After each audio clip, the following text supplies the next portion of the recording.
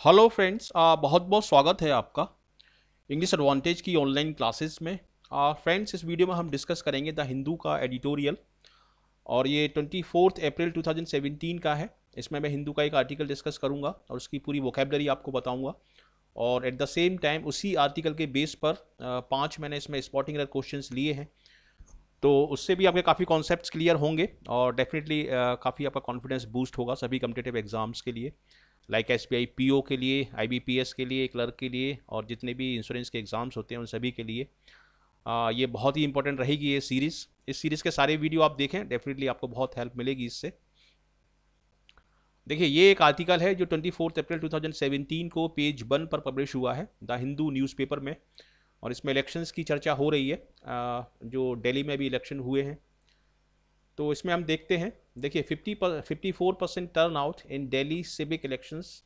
BJP says it is confident of a sweep, rival AAP and Congress less एग्जूबिरेंट।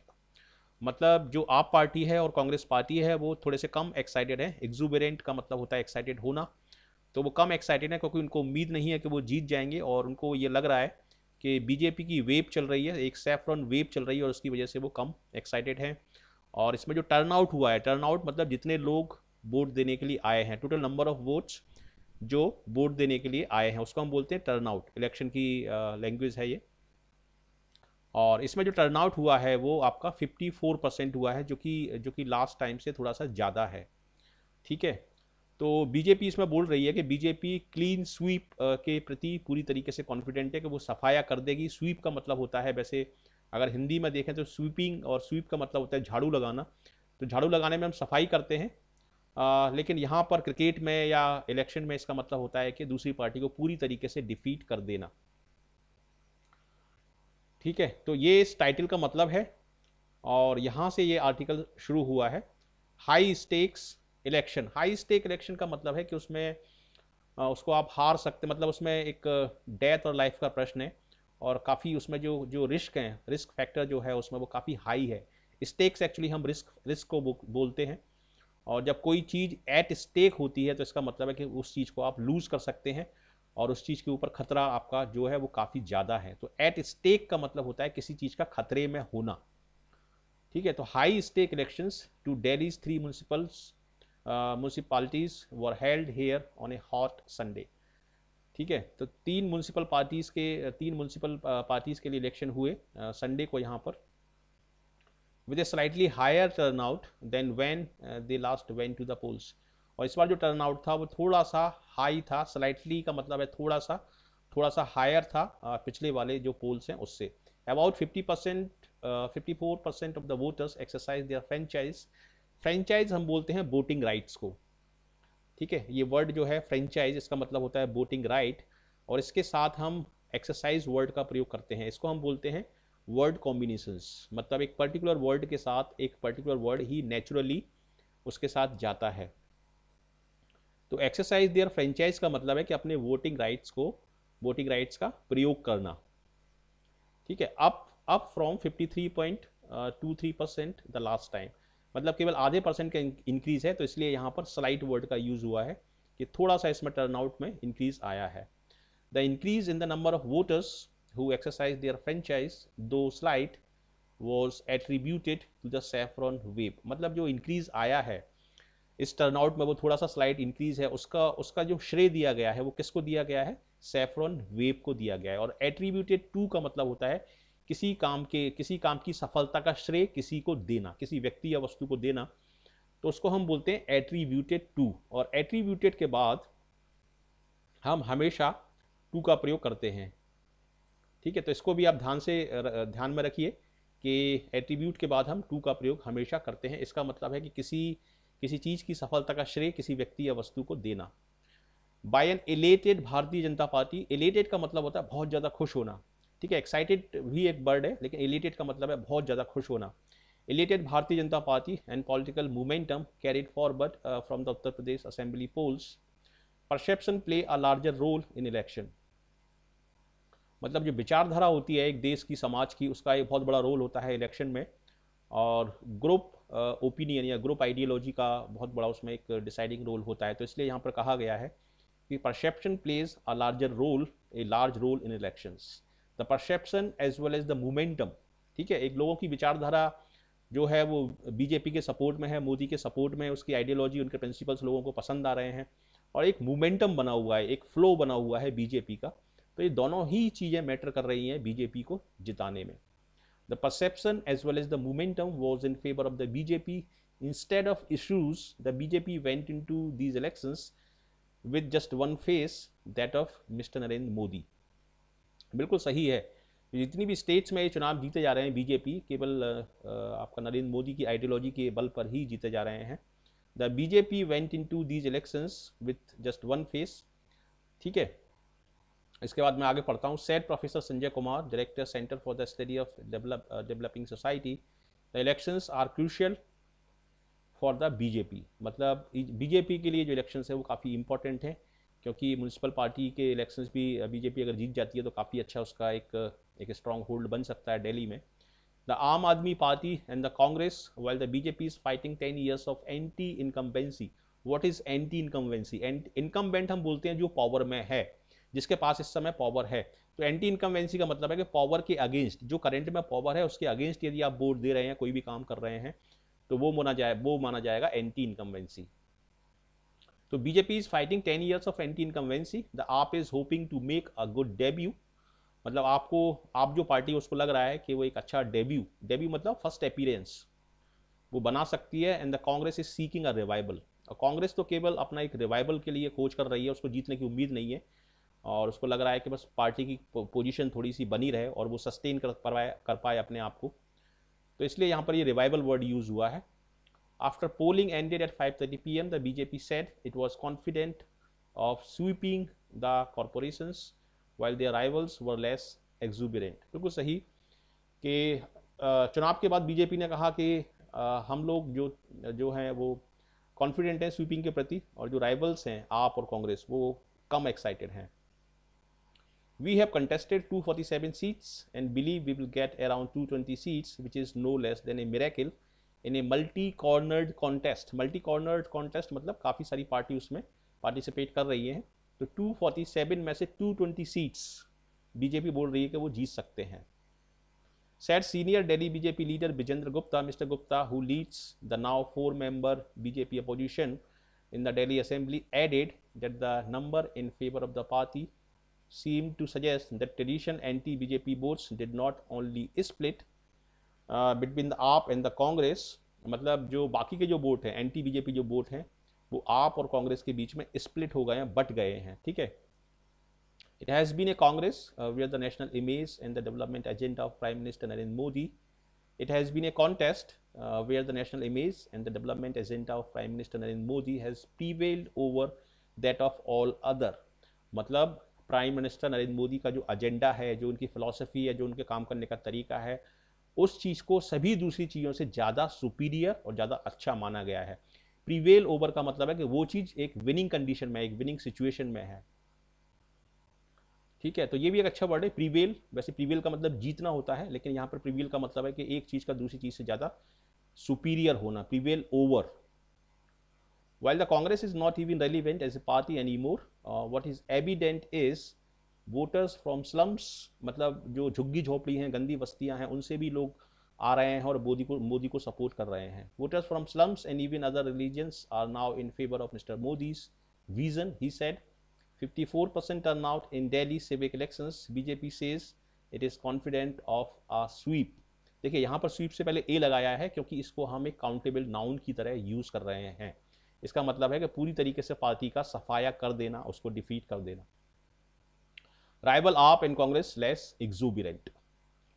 ठीक है, तो ये एक आर्टिकल है, और अब हम यहाँ पर पढ़ेंगे इसकी वोकेबलरी। इसको आप ध्यान से देखें, इसमें काफ़ी इंपॉर्टेंट वर्ड है। एग्जूबिरेंट इसको हम पढ़ेंगे, एक्जूबिरेंट नहीं बोलेंगे इसको हम पढ़ेंगे एग्जूबिरेंट, और इसका मतलब होता है excited, full of energy, excitement and cheerfulness. तो ये इसका मीनिंग है एग्जूबिरेंट। और इसका अगर एंटोनिम देखा जाए तो डल, और डल इसका एंटोनिम होगा।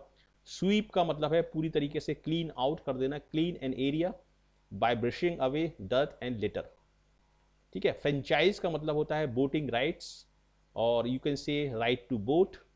टर्नआउट का मतलब है कि कितने लोग किसी जगह पर उपस्थित हुए हैं, किसी मीटिंग के लिए, वोट के लिए या प्ले के लिए, उसको हम बोलते हैं टर्नआउट। वैसे टर्न अप एक वर्ड होता है, फ्रेजल वर्ब होता है टर्न अप। टर्न अप का मतलब भी है कहीं पर अनएक्सपेक्टेडली पहुंच जाना। स्टेक का मतलब होता है रिस्क या खतरा। If something that is valuable is at stake, stake से पहले हम एट लगाते हैं, एट स्टेक बोलते हैं इसको, और इसका मतलब होता है कि खतरा। और ये यहाँ पर एक एग्जाम्पल दिया हुआ है इसका, thousands of lives will be at stake if emergency did aid does not arrive in the city soon. Slightly का मतलब होता है थोड़ा सा, ठीक है, she is slightly taller than her sister. और नेक्स्ट देखते हैं राइवल, एक प्रतिद्वंदी होता है, उसको हम बोलते हैं राइवल। और इसी से एक नाउन बनती है जिसको हम बोलते हैं राइवलरी, प्रतिद्वंदता। प्रीवेल ओवर का मतलब है प्रूव मोर पावरफुल और सुपीरियर, ठीक है, प्रीवेल के बाद हम ओवर लगाते हैं। और यहाँ पर देखिए एक सेंटेंस दिया है, it is hard for logic to prevail over emotions.